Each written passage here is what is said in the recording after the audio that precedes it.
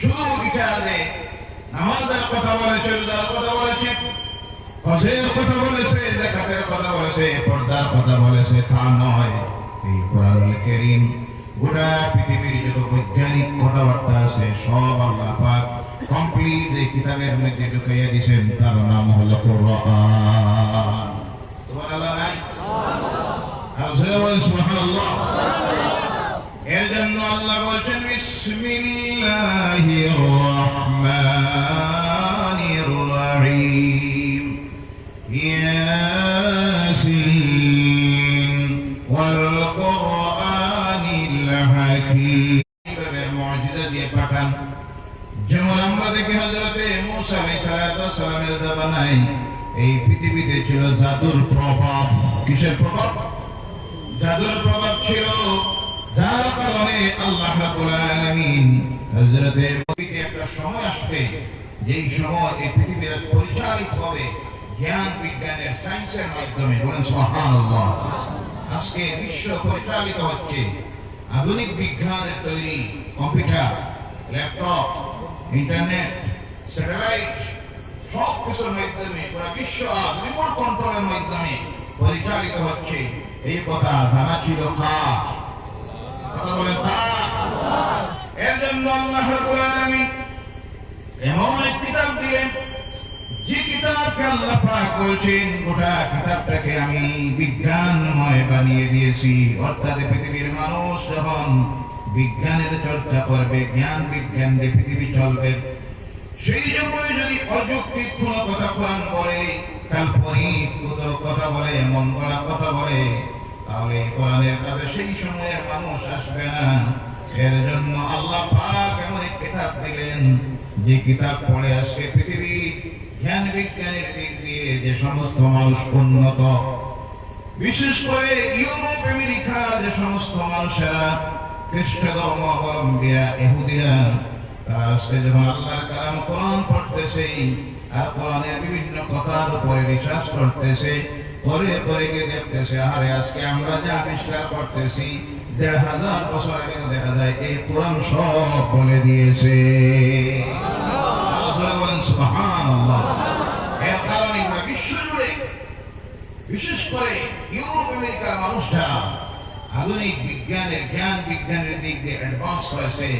তারাই সবচেয়ে বেশি আল্লাহর দ্বীন ইসলামকে গ্রহণ করতেছে। বলেন সুবহানাল্লাহ। এর কারণে বর্তমান পৃথিবীর মানুষকে যদি ইসলামের দাওয়াত দিতে হয়, এই কোরআনকে উপস্থাপন করতে হবে বৈজ্ঞানিক দৃষ্টিভঙ্গি দিয়ে।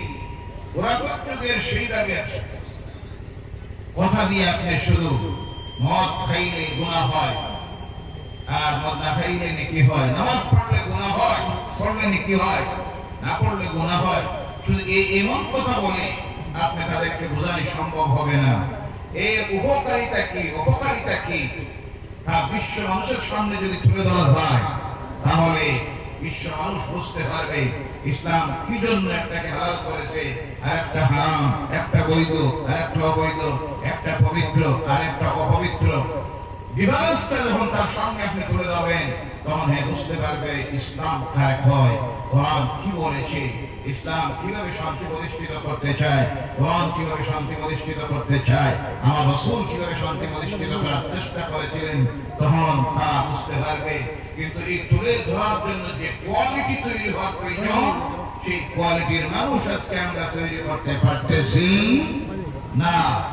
আমার সমাজের অধিকাংশ উলামায়ে কেরামরা আল্লাহর কালাম কোরআনুল কারীমকে সেই দৃষ্টিভঙ্গিতে উপস্থাপন করতে পারতেছেন না।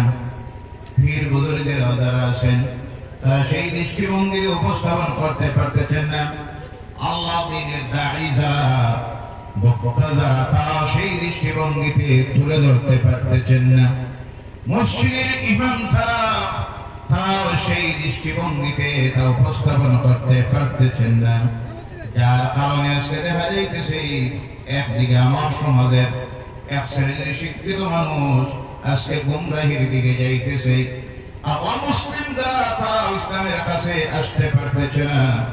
এর জন্য আমাদের যে মাদ্রাসা শিক্ষাগুলি আছে আজকের সেই মাদ্রাসা শিক্ষাকে যুগ উপযোগী আধুনিক শিক্ষার সঙ্গে ঢুকাইয়া দিয়া এমন মানুষ তৈরি করার প্রয়োজন যারা দুনিয়ার মানুষের সামনে ইসলাম কি, আল্লাহর কালাম কোরআনকে, আল্লাহর রাসূলের হাদিসকে বৈজ্ঞানিক দৃষ্টিভঙ্গিকে তুলে ধরতে পারে।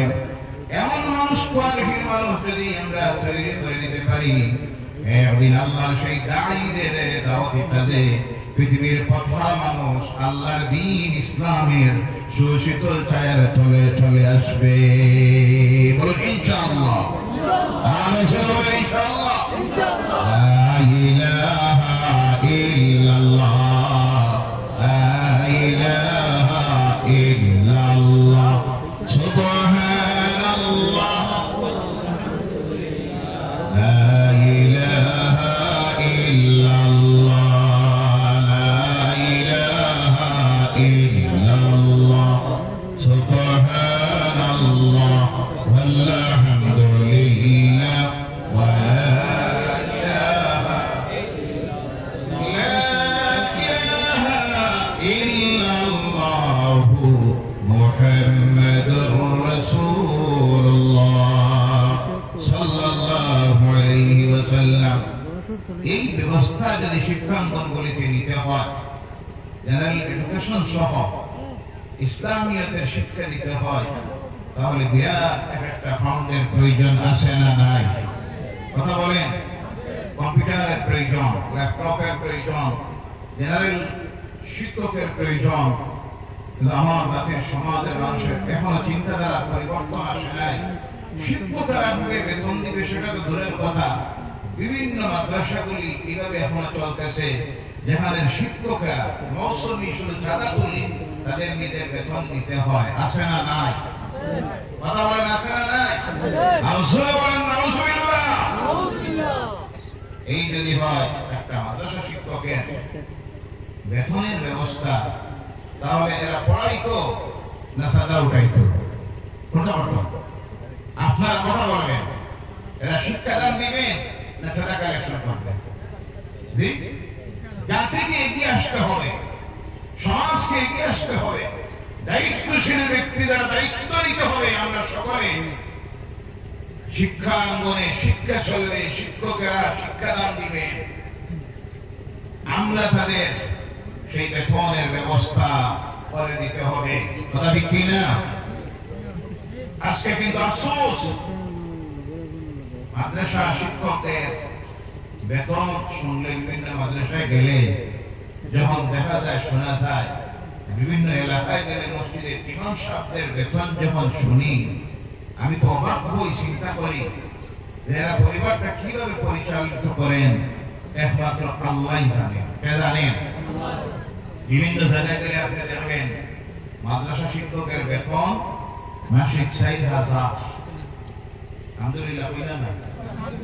জি আলহামদুলিল্লাহ। ওই তো আপনারা বোঝা যায় একটা ফিরিস্ত হয়ে গেছেন। এখানে কোনটা হইতো কোন বোঝা যায় না, কোনটা হইতো সময় নষ্ট হবে না, কোনটা? নাউজুবিল্লাহ, জোরে বলেন নাউজুবিল্লাহ। জায়গা না জায়গা বুঝে তো আবার একটা দিলে সুবহানাল্লাহ। জি ভারতের প্রধানমন্ত্রী আমার খাস মানুষ, সুবহানাল্লাহ। ঠিক এই ঠিক আছে, বুঝা গেছে। এখানে সুবহানাল্লাহ নাই, এখানে সুবহানাল্লাহ নাই। ও তো বুঝতে তো আগের বেটা বলে এখানে কোনটা কইলা না, বলেন নাউজুবিল্লাহ। ভাইরা আমার, বলতেছিলাম এর জন্য দায়িত্ব নিতে হবে। আমার এই সমাজের মানুষ যদি দায়িত্ব না নেন, তাহলে আজকে কঠিন পরীক্ষার সম্মুখীন এই দেশের ধর্মীয় শিক্ষা ব্যবস্থা। এ নতুন করে হওয়ার প্রয়োজন নাই। আপনাদের জানা আছে সরকারি মাদ্রাসা কৌশলে বন্ধ হয়ে হাই স্কুল হয়ে গেছে, হায়ার সেকেন্ডারি স্কুল।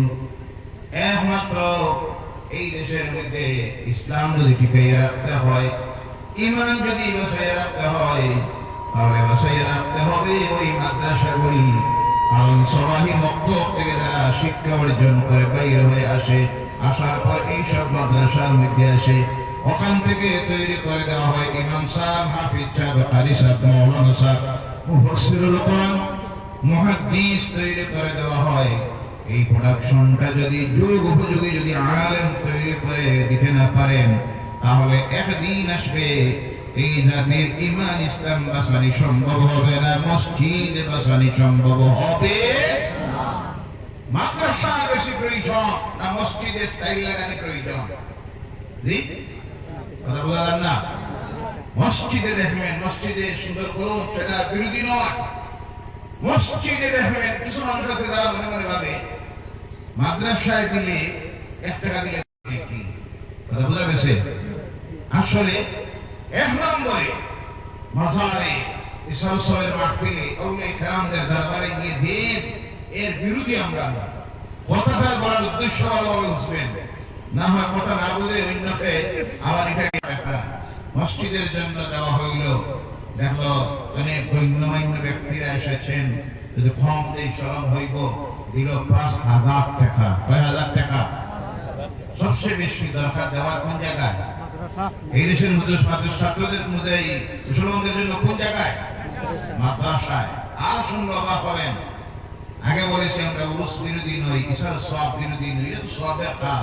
আউলিয়া কেরামদের দরবারে যাবেন, দান খয়রাত পাবেন, ওসিলা নিবেন, এই সওয়াব পাবেন। কিন্তু অনেক সময় দেখা যায় আপনি গেলেন মাদ্রাসা এতিম মিসকিনদের খাবার দেওয়ার জন্য, কে বলেন ভাই আপনি একটু সাহায্য করেন, কি দিতাম? ঈশার সওয়াবের মাহফিলে অমুক হুজুর নিলে 1টা গরু, অমুক পীর সাহেব নিলে 1টা